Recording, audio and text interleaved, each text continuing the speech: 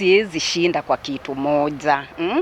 Ni lazima maisha yangu iendelee. Hii yenye wamenipatia, ile ingine wacha nibarikiwe na hii yenye wamenipatia. Na penye wako pia ningependa tu kuwaambia hao ni wanabiashara, na wanzi wanafanya biashara wakuwe na utu na wenzao wanaofanya nao biashara, wasijione hao ndio wamefika. Hii dunia ni ya Mungu, sio ya binadamu. Wakati mtu anatembea kwa brado na unampelekea mali, wewe mtu wa chini, na yeye ako kwa brado anaona ni kama ako mbali sana.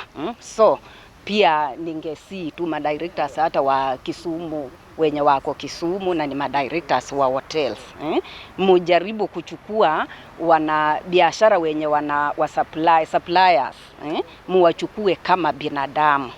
Suppliers wenye wana supply Kisumu kwa mahotels, mkuwe keen. Wakati una supply, mtu anafika pahali ana change management, ukienda unaambiwa tukujui.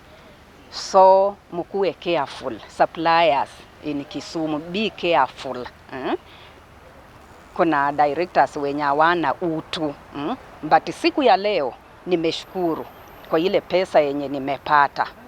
Kwa upande wa kazi nimerudi chini, but nashukuru Mungu. Mungu ndio mwenye atanitia nguvu na ataniwezeshea pia kupata pesa na niendelee kibiashara.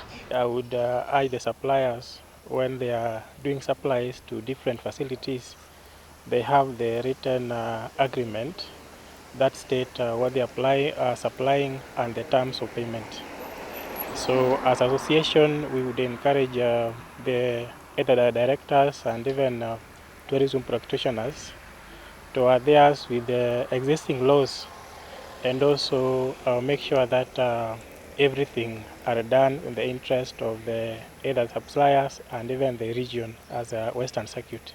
Fire and facility or tourism practitioners issues are there, and it is bad, yes, but we are trying to encourage both parties to agree amicably so that they can do the right thing in goodness of both parties.